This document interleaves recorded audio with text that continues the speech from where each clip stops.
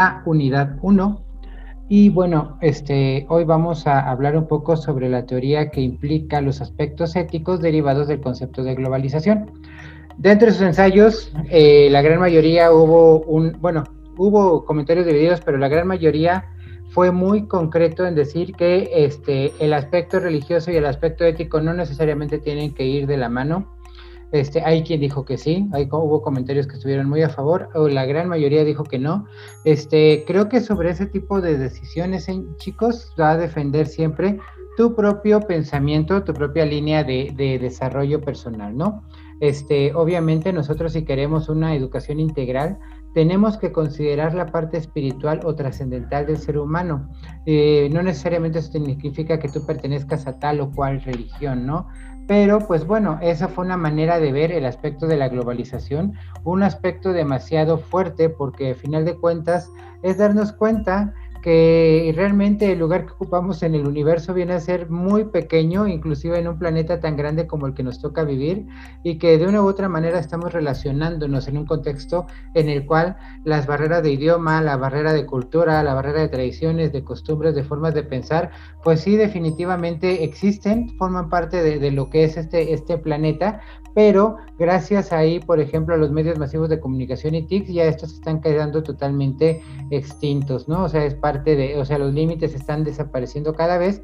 Sin embargo, pues con la globalización y con el choque de ideologías y con el choque de pensamientos, pues sí hay varias cuestiones que tienen que ver con la parte de la ética que tendría que verse, ¿no? Porque surgen problemas que hacen que si de por sí en un contexto local se nota mucho, como puede ser la desigualdad económica, como puede ser incluso la diferencia entre élites, la diferencia entre estatus, pues ahora que hay bastantes otros países que están en mucho mejores o mucho peores condiciones que en las que nosotros vivimos, pues también se tienen que considerar, ¿no? Entonces, muy buenos ensayos. Yo la verdad me quedo satisfecho con esa respuesta, porque a final de cuentas lo importante es esa opinión que tú vas generando, ¿no? Como lo decía el poema del bosque en el primer semestre, ¿no? Tú te vas dando cuenta de lo que es verdaderamente vida y cómo lo asimilas para ti mismo. Creo que eso es el objetivo principal,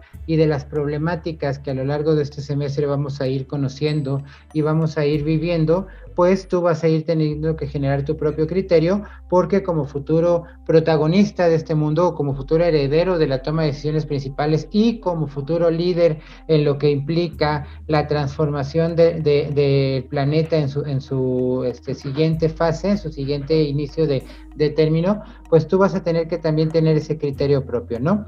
Hoy nos vamos a abarcar justamente ya de una manera neutral, sin tocar el tema ni partidista, ni ecologista, ni religioso, ni nada, simplemente ver desde la realidad objetiva y con una perspectiva ética los principales problemas que acogen ahí a la parte de la globalización, como lo son el libre comercio, la desigualdad, el consumismo, la migración, fuga de cerebros y los medios masivos de comunicación, ¿vale? ¿Qué es lo que vamos a hacer?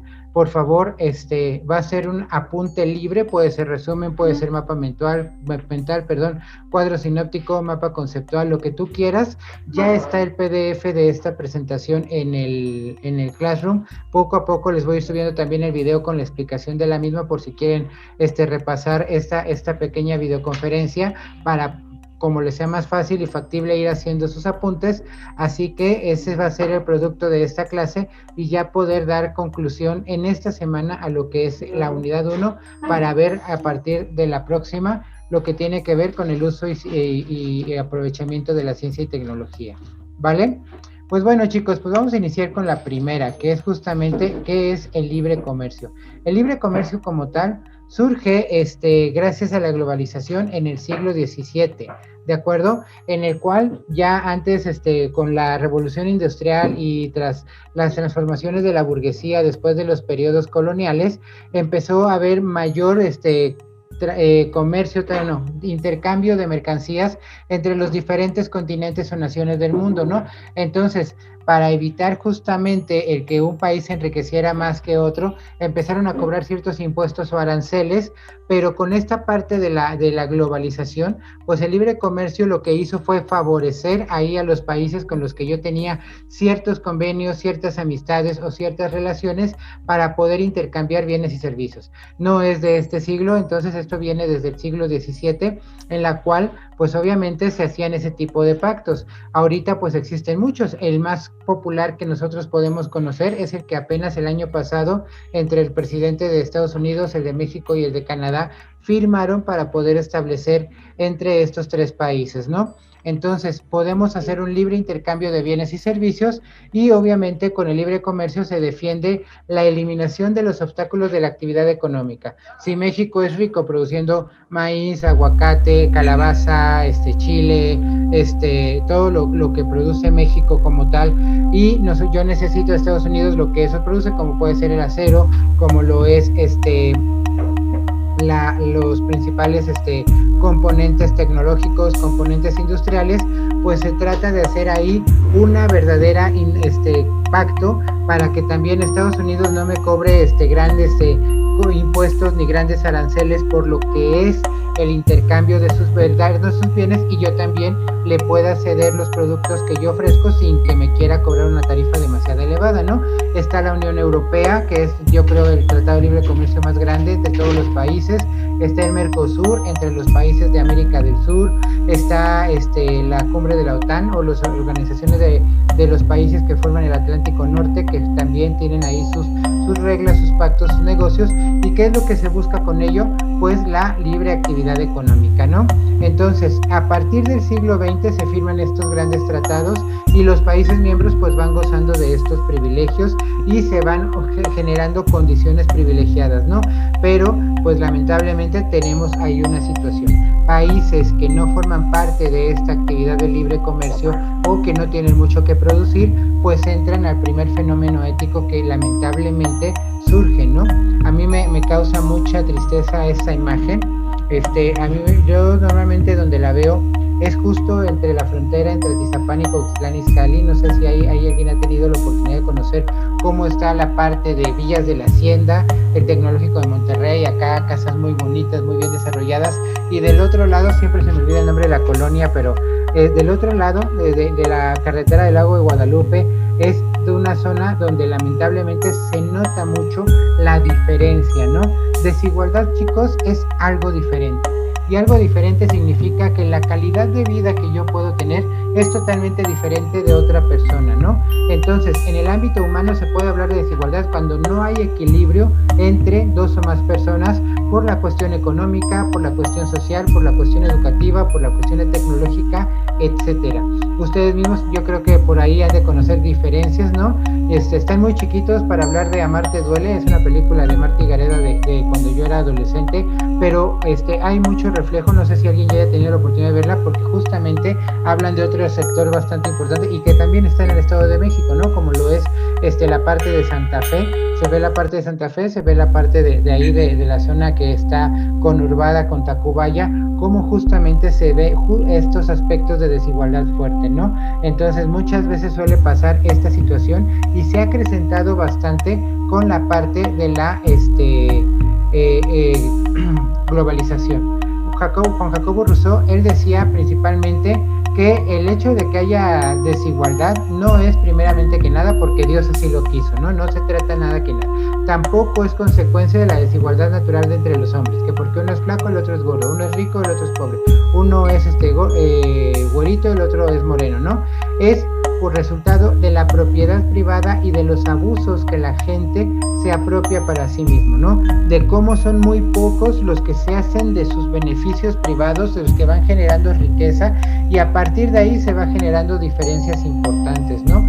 Hay una película que también me gusta mucho, se llama La Gran Estafa, donde supuestamente para poder llevar a cabo el plan maestro tienen que comprar dados en una fábrica de México, y ven que el simple hecho de solucionar los problemas de México, porque se querían poner en huelga porque no recibían su salario, ¿no? El salario famoso, con muy poquito dinero eran capaces de poder conectarlo.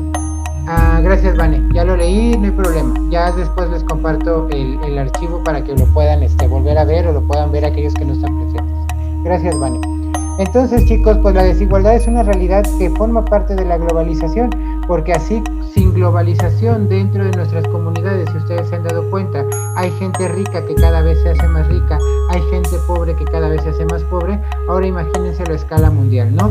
Países que están en Europa o países que están en el norte de este continente, pues se van haciendo cada vez más ricos, van saliendo adelante, mientras países que viven en completa pobreza, como lo es el sur de América, como lo es la parte africana o incluso la parte asiática, donde está India, China, Pakistán, pues lamentablemente cada vez se van haciendo más pobres y cada vez es mucho mayor la necesidad, ¿no? Es algo que va surgiendo dentro de, y esto pues obviamente no tiene que ver únicamente con dinero, tiene que ver con todo lo que les dije, diferencia social, diferencia tecnológica, diferencia cultural, y eso pues va afectando, ¿no? Pero en el aspecto de la desigualdad económica, pues lamentablemente, a pesar de contar con mucha tecnología para producir alimentos en bajo costo, gran parte de la población mundial padece de hambre, ¿no? Ustedes han visto los memes, yo creo que han estado pendientes de redes sociales, de cómo es que ya llegaron las grandes naves a Marte, que están explorando el terreno del planeta Marte para ver si pueden encontrar restos de vida. Les dicen tanto dinero, tantos millones de dólares que se gastan para poder llegar a otro planeta a descubrir vida, y aquí mismo en el planeta Tierra cuánta gente no está muriendo de hambre, que necesita por lo menos una cantidad mínima de apoyo para que vayan saliendo adelante, ¿no? En nuestro país propiamente existe una fuerte desigualdad económica y lo conocemos, ¿no? Somos parte del 25% de los países más desiguales del mundo. Durante mucho tiempo el hombre más rico del mundo vivió aquí en México, el señor Carlos Slim, creo que ya fue ahí destronado por el dueño de Elon Musk, ¿no?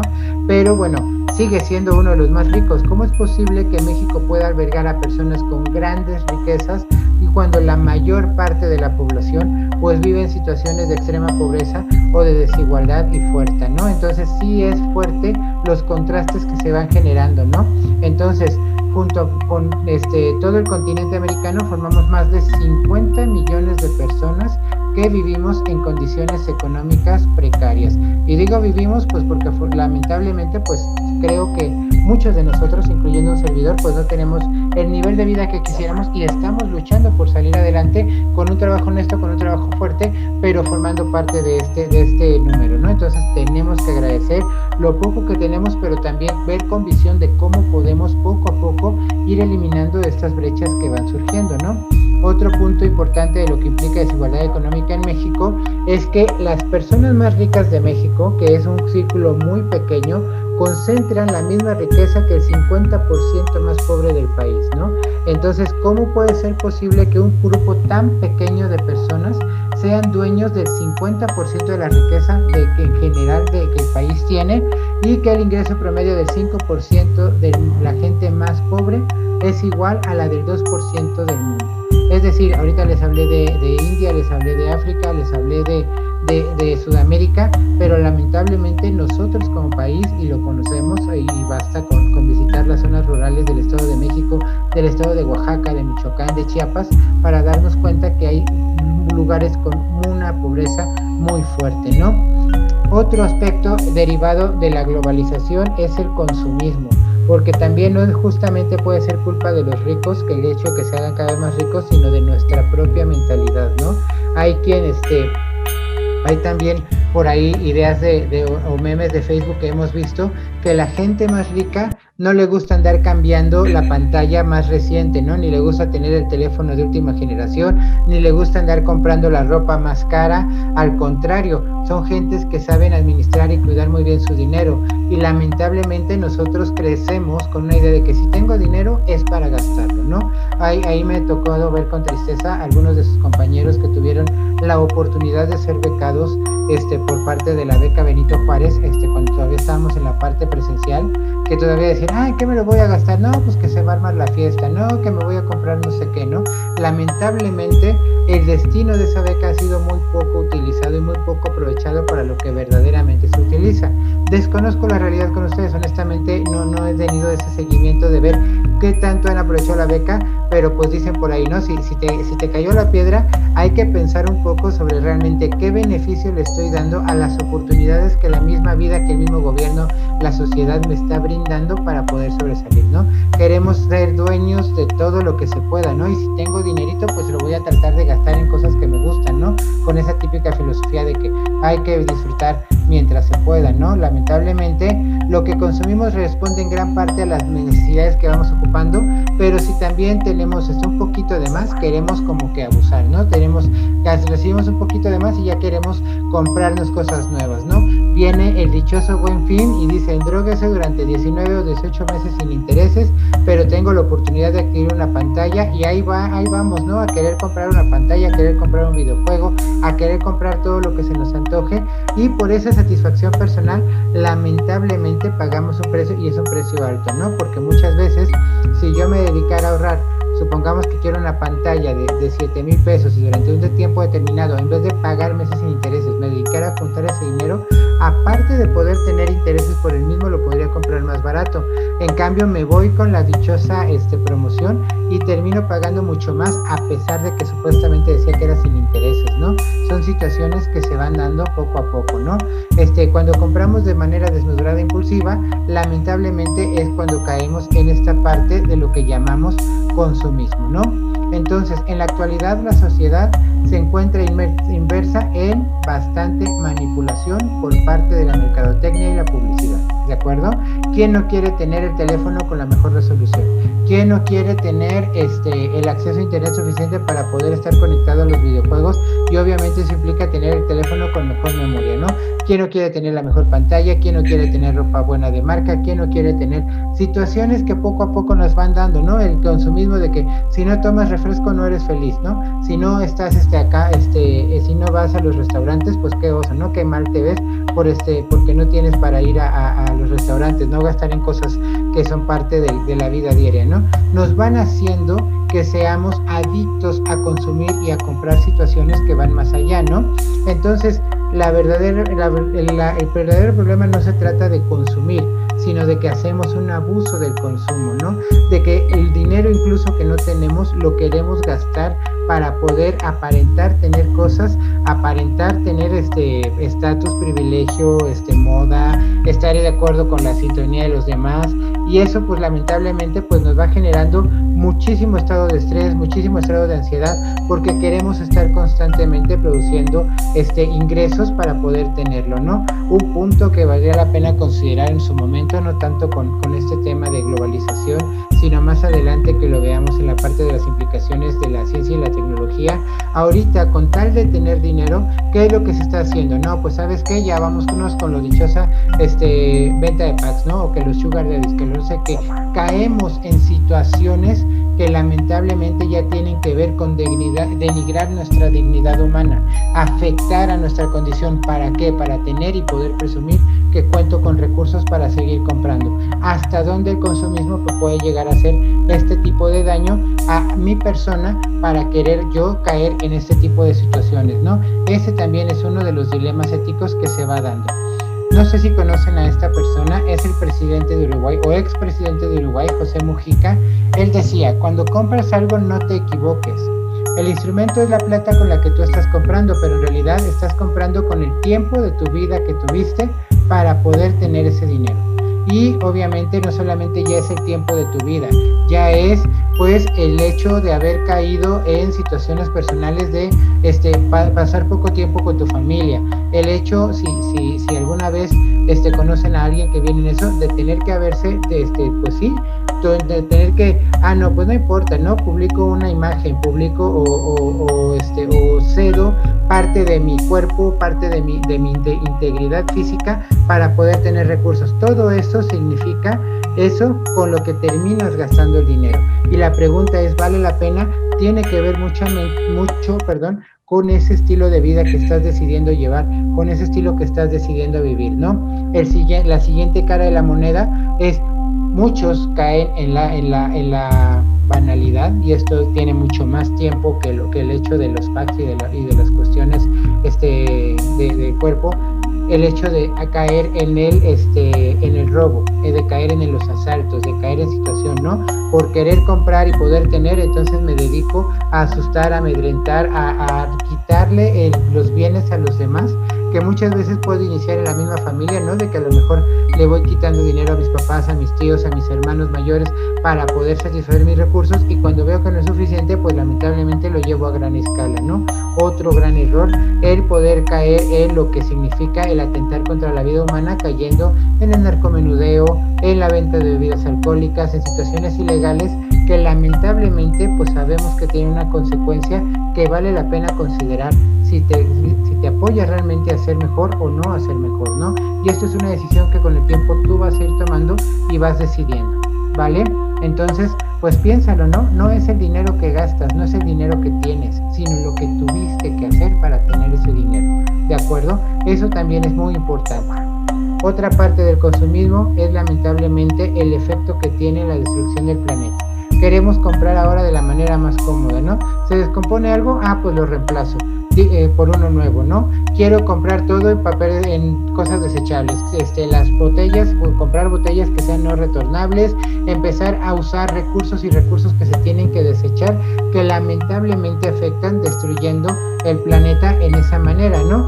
Desde 1992 se vio que lamentablemente el exceso de consumo y de utilización de recursos como lo era el papel, la madera, el plástico, el vidrio, estaban generando una desestabilización de la vida ecológica, ¿no? Por caer en el proceso industrial empezábamos a romper y a terminar con el problema natural, ¿de acuerdo? Entonces, si tomábamos conciencia, sí podíamos salvar al mundo de la catástrofe que se avecina. Desde que yo estoy en prepa, chicos, estoy hablando de 1994, se decía que el agua se iba a acabar en 1970 y en el 2070, y lamentablemente seguimos haciendo mal uso de los recursos naturales, seguimos desperdiciando mucho de los recursos, y ya lamentablemente, a pesar de que ya nos estamos dando cuenta, ahorita está haciendo un calor inmenso, muy poco propio de estas fechas, es por el mismo efecto que hemos ido causando con la destrucción del planeta, ¿no? Entonces, a pesar de que hemos pasado ya por mucho tiempo de haber visto esto, pues no hemos tenido justamente esa acción ecológica, esa acción de responsabilidad por salir adelante, ¿no? Es más, ahora hasta me da risa, ¿no? De que ya en los supermercados ya no te dan bolsa de plástico y tienes que comprar forzosamente la bolsa de tela, ¿no? Entonces ya tienes como 20,000 bolsas de telas en la casa y se te sigue olvidando cuando vas al súper y tienes que comprar una nueva, como si eso no implicara exceso de poliéster, exceso de algodón, exceso de recursos que vas gastando, porque las mismas telas nomás se están acumulando ahí y nadie las está aprovechando. ¿Qué estamos haciendo realmente de conciencia por ocultar el planeta, no? Entonces, podemos hablar de 1000 discursos, podemos hablar de compromisos que han dicho gobernantes, que han dicho industrias, que han dicho gente. La pregunta aquí, chicos, es ¿qué estás haciendo tú? Y el dilema tiene que ver siempre contigo, con tu propia decisión y tu realización personal. Entonces, ese es el efecto que tiene el consumismo sobre el efecto de la globalización, ¿vale? Otro aspecto importante es el aspecto de la migración. Migración, como lo han de haber visto en secundaria, pues es justamente ese movimiento de personas que se van de una localidad a otra, como puede ser aquí en México, de los estados que tienen mucha pobreza, que se vienen a vivir a las grandes ciudades, como puede ser las ciudades capitales, o lo que es Ciudad de México, Guadalajara, Monterrey, o bien de unos países a otro, como suele suceder también con nosotros, que lamentablemente tenemos el vecino del norte, que es Estados Unidos, y mucha gente quiere irse para allá porque aspira a tener un mejor nivel o calidad de vida, ¿no? Entonces, migración lo vamos a comprender como ese proceso de movimiento temporal o permanente que se da entre las personas de diferentes países, ciudades, etcétera, ¿no? Puede ser por la parte económica, como hablé de México, o puede ser por la parte de guerra, como sucede muchas veces en los países del Medio Oriente, allá en África, como sucede por la parte de tecnología o de supervivencia, que sucede mucho en el continente asiático, ¿no? Entonces, si es dentro de un país, como el hecho de ir a las grandes capitales, es una migración interna. Cuando es de un país a otro, se llama como migración internacional. Afortunadamente no somos el país con más migrantes, ni somos el continente con más migrantes, pero sí sabemos que hay un efecto muy grave, y ese es fuerte porque tenemos un país que tiene la mayor sobrepoblación a nivel mundial y que es el que produce mayor movimiento de migración, porque incluso dentro de ese país el hecho de vivir se ha reducido tanto, a la calidad de vida ha sido tan baja que ya no les queda más que salir a otros lugares. No estoy hablando de países como China particularmente, o como India, que han tenido que dejar ese país para poder venir a otros países, incluyendo México, a querer buscar un mejor nivel o calidad de vida, ¿no? Entonces, los costos sociales se ven reflejados en otros ámbitos de vida. ¿Por qué? Porque si este gobierno de México, sabiendo que nuestros mexicanos tienen problemas para poder satisfacer sus necesidades básicas, vivienda, alimentación, salud, etcétera, en el hecho de estarnos cargando de gente que viene de otros lados, pues implica también buscar los recursos por derechos humanos para que ellos los tengan, ¿no? O también en el caso de nuestra población fuerte, nuestra población inteligente, como vamos a ver el siguiente caso más adelante, que podemos contar con ellos para seguir sobresaliendo, y que ellos, por no encontrar la mejor estabilidad aquí en el país, se van a otros y a promover su talento, a promover su fuerza y a promover su trabajo, dejándonos desolados aquí porque no tienen esa convicción de querer superar el país en el que estamos viviendo, ¿no? Entonces es un fenómeno interesante, ¿no? Se ve en algunas poblaciones cómo la migración se va obteniendo para poder alcanzar una utopía, ¿no? En el caso de México le llamamos el sueño americano, ¿no?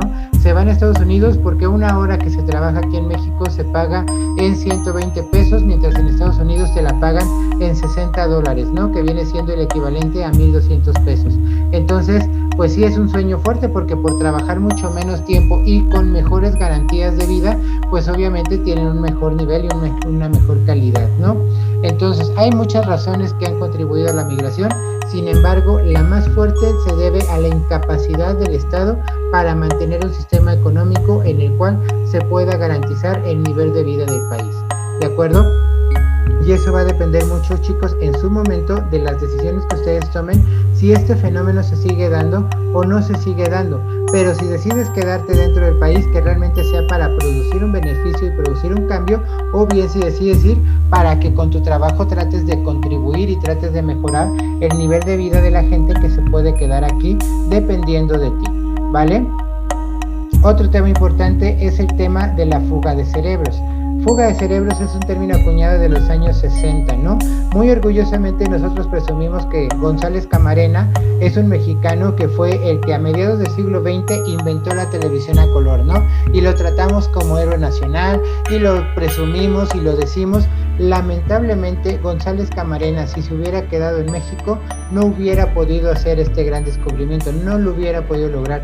Tuvo que irse a Estados Unidos para que le pudieran hacer caso y diseñar este sistema fabuloso de la televisión a color, ¿no? Presumimos con orgullo que tenemos muchos directores mexicanos que han ganado Óscares, pero lamentablemente sus películas ya no las hacen aquí en México, salvo Roma, ¿no? Que es la única famosa que ha sobresalido a nivel nacional, ¿de acuerdo? Pero todo lo demás, incluso Eugenio Derbez, ha tenido que hacer sus películas en el extranjero para poder realmente tener el éxito que se busca, ¿no? Lamentablemente es un término que se le da a la gente que, teniendo mucho talento, que teniendo estudios profesionales y que tiene la posibilidad de promover desarrollo científico, tecnológico, artístico, cultural, prefiere irse a otro país a que le den la oportunidad de sobresalir de tu talento, porque aquí no es capaz, ¿no? O sea, aquí no hay manera de que el país pueda reconocer esta situación. Entonces van a buscar mejores oportunidades de trabajo, normalmente es a los países que tienen una mayor tecnología, y ahí es donde se les reconoce, y lamentablemente pues todo el éxito, todo el talento, todo el trabajo se queda en el país al cual se van, ¿no? Entonces se le llama a este fenómeno la migración altamente calificada, ¿no? Aquí lamentablemente tenemos una cifra bastante fuerte en la que dice que había 400,000 profesionales mexicanos residiendo en Estados Unidos. 400,000, imagínense el nombre, ¿no? Y a mí me daba todavía mucho más coraje que en la telenovela de las 8:30 de Televisa o Telerisa, justamente una persona que era famosa en diseño gráfico, y que tenía mucho talento aquí en su empresa aquí en México, su gran sueño era irse a trabajar a una empresa de Miami, como promoviendo justo esa razón, ¿no? Digo, sí tenemos que buscar la superación, sí tenemos que buscar ser los mejores, pero a final de cuentas, ¿qué tan ético es tener que abandonar mi lugar de origen, mi país, para poder lograrlo en otro lugar, ¿no? En lugar de querer producir y querer hacer los cambios dentro de lo que estamos haciendo en nuestro propio país, ¿no? Hacer algo por nuestro país de origen. Eso es algo muy importante, ¿no? Fuga de cerebros se debe principalmente a que los mejores mexicanos que pudieran desarrollar su inteligencia, como algunos de ustedes pudieran, ustedes con ese gran talento que han dado y demostrado a lo largo de lo poquito que han hecho aquí en la prepa, me refiero a poquito porque apenas llevan un semestre y aún así han sobresalido, y lamentablemente por estar mal ubicados en lo que respecta al orden social, al orden económico, pues lo mejor que deciden es justamente irse a otro país, ¿no? Y eso termina afectando grandemente, ¿no? Esto lamentablemente produce desventajas, y esas desventajas hacen que países que están altamente calificados, como lo es Estados Unidos y Canadá, que gracias a ese Tratado de Libre Comercio ofrecen mejores oportunidades al talento mexicano de irse para allá a poder destacar, pues se sigan haciendo más productivos, más ricos, mucho más tecnológicos, gracias a ese talento que van acaparando, no solo de México, sino de todo el mundo, ¿no? Está, por ejemplo, la serie de Big Bang Theory, que ustedes ven como había un protagonista que venía de la India, e incluso había por ahí muchos científicos invitados que venían de Alemania, que venían de Polonia, que venían de Rusia, y que iban desarrollando su talento aquí mismo en Estados Unidos, en vez de sus países y lugares de origen, ¿no? Entonces sí es importante. ¿Qué es lo que motiva la fuga de cerebros?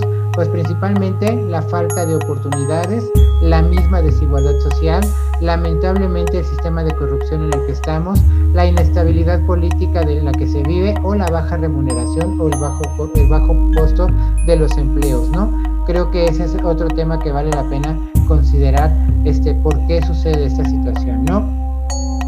Y el último tema derivado de esto es el de los medios masivos de la comunicación. Si antes, con solamente la televisión y la radio, la gente se la pasaba horas y horas pegadas, ahí lamentablemente escuchando y hasta cierto punto aturdiéndose, desvelándose, perdiendo casi todas sus neuronas pegadas a esa caja, le decíamos en mi juventud, porque todavía no teníamos tantas redes sociales, la caja idiotizante, porque en ese momento apenas existía la señal de los que era la parabólica y Sky y todo lo demás.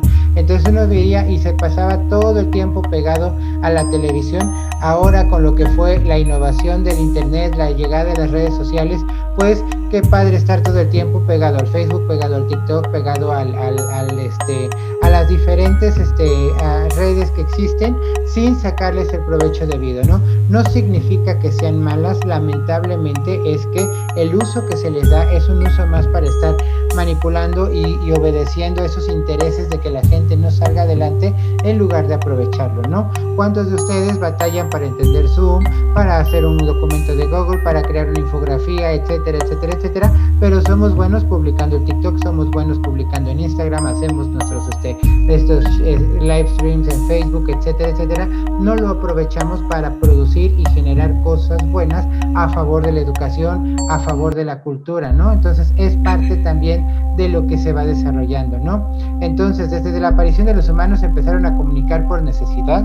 Antes eran los grandes templos oratorios en la antigua Grecia, y a partir de ahí fueron surgiendo y surgiendo, ¿no? Que el periódico, que la radio, que la televisión, ahora las redes sociales, ¿no? La comunicación es el proceso en el cual una fuente transmite un mensaje que llega a un receptor. Ese es el término corto, porque en realidad para que tenga que haber comunicación, tiene que haber un mecanismo de respuesta, ¿no? Durante mucho tiempo no pasó así. Ahora con las redes sociales se tiene la oportunidad de que uno puede interactuar con aquellos que están emitiendo los mensajes de una u otra manera, ¿no? Existen diversos canales, tanto visuales como auditivos, como audiovisuales, que facilitan ese proceso de comunicación para que llegue de una a mucho más personas, ¿no? ¿Cuántos de ustedes están orgullosos de cuántos likes pueden llegar a generar? ¿Por qué? Porque eso es lo que importa, ¿no? El tener mayor número de likes, el tener mayor número de recepción de mi mensaje para hacerme popular, para que pueda yo influenciar y pueda motivar a alguien a hacer cosas, ¿no? Entonces, entre los medios de comunicación que se destacan, lamentablemente se utilizan para poder hacer un mensaje colectivo que no necesariamente siempre es positivo, ¿no? Lamentablemente hay muchas maneras de demostrarlo. Uno puede ser las dichosas fake news, que de repente surge por ahí y ya todos nos dejamos llegar por las fake news, ¿no? Ahora con estos tiempos de pandemia invadían las fake news y había un ambiente ahí de ansiedad, de depresión, de muchos pensamientos raros porque estábamos constantemente mal informados, ¿no? O justamente, ¿no? Países, afortunadamente en México está un poquito más regulado, que no del todo, ¿no? Pero como Corea del Norte, como la misma China, en las cuales limitan tanto el uso de medios de comunicación que solamente se usa para manipular, para seguir manteniendo al pueblo mal informado, ¿no? Hace tiempo el presidente de Venezuela lo que hacía era justamente estar siempre con su programa matutino, dije Venezuela, no me vayan a mal confundir, ¿no? Tratando de malinformar, de decir cosas para estar sometiendo en una constante manipulación al pueblo de Venezuela, ¿no? Cualquier parecido con la realidad mexicana no respondo, pero son las cosas que se van dando, ¿no? Cómo a través de los medios se va adormeciendo el pensamiento en lugar de promover una libre cultura, una libre difusión, ¿no? Los medios masivos de comunicación empezaron a imperar durante todo el siglo XX y ahora en el siglo XXI incluso son capaces de marcar las generaciones, ¿no? Antes la generación de los baby boomers, que fue la mayor, era casi de 1950 hasta casi 1975, 76, que terminó por extinguirse. Después vino la generación X, que duró del 76 al más o menos 90, 91. A partir de ahí surgió la generación Y, que duró del 91 a los 2000. De los 2000 surge la Z, cada vez se fue reduciendo más gracias a estos medios de comunicación. Ahora ustedes, como parte de la generación Z, tienen su forma peculiar de pensar, tienen su forma particular de trabajar, de asimilar las cosas, pero todo es derivado del uso de la tecnología, ¿no? Los que le siguen, que nacieron a partir del 2005, que son los alfas, ya supuestamente vienen con el chip, ¿no? Mi hijo, que acaba de nacer hace año y medio, ya es capaz de empezar a mover el celular solito con sus deditos, por quién sabe cómo, ¿no? Y algo se los doy a mi suegra, a mi suegro, a mis abuelitos, y ellos batallan para poder entender el instrumento, ¿no? El aparatito. Entonces sí afecta por completo la forma de pensar y de asimilar de las personalidades de las diferentes generaciones, ¿no? Hoy somos totalmente dependientes de las redes sociales. Si no trabajamos en redes sociales, incluso nosotros con nuestro trabajo de prepa ya hemos tenido que hacer uso, de repente usar YouTube, usar el Facebook Live, pero incluso ustedes nos dicen, ay, es que ya van obsoletos con eso, ¿no? Lo que está ahorita de moda es el live stream de Instagram, ¿no? O los mensajes cortos de TikTok. Cada vez se van usando medios más sofisticados, diferentes, con mayores efectos, que van cambiando la forma de pensar de los demás, ¿no? ¿Y cuál es la complicación ética? Pues que hay que ver justamente si esto se está utilizando verdaderamente para poder aperturarnos a estar en una verdadera comunicación, o simplemente nos dejamos llevar por modas, ¿no? Surgieron los famosos challenge, que eran algunos muy divertidos, yo no lo niego, pero algunos muy tontos, como el hecho de bajarse del coche y caminar y bailar al mismo tiempo, ¿no? Como el hecho de aventarse cubetazos de agua fría o de hielo, ¿no? Como el hecho de que brincan y los dos compañeros de al lado le empujan la pierna. ¿A qué punto hemos llegado de que tener que rebajar también nuestro sentido común, nuestra cordura, para hacer cosas solamente por seguir el juego del dichoso challenge, ¿no? Por seguir el juego de la situación. Cuando le aventaban el quesito al bebé, también, o juegos muy tontos, muy absurdos, en el que lamentablemente, pues sí, ¿qué implicaciones tiene el hacer estas cosas? Fíjense ustedes y díganme hasta dónde podemos llegar, ¿no? Entonces, chicos, pues el objetivo de esta clase es justamente conocer esa realidad que va desde lo que implica el término de globalización y todo lo que surgió con ese libre comercio, a cómo se fue derivando en estos dilemas éticos que fuimos platicando durante esta clase, ¿no? Es una cuestión que valdría la pena seguir asimilando y lo vamos a hacer en los diferentes bloques que nos quedan, pero pues entonces, más allá de esa discusión de la semana pasada de que tiene que ver la ética con la religión, tiene que ser realmente una relación directa, más bien cómo yo voy asimilando mi forma de pensar y actuar para lograr los dilemas éticos a los que me voy enfrentando, perdón, y formando mi propio criterio. ¿Vale, chicos?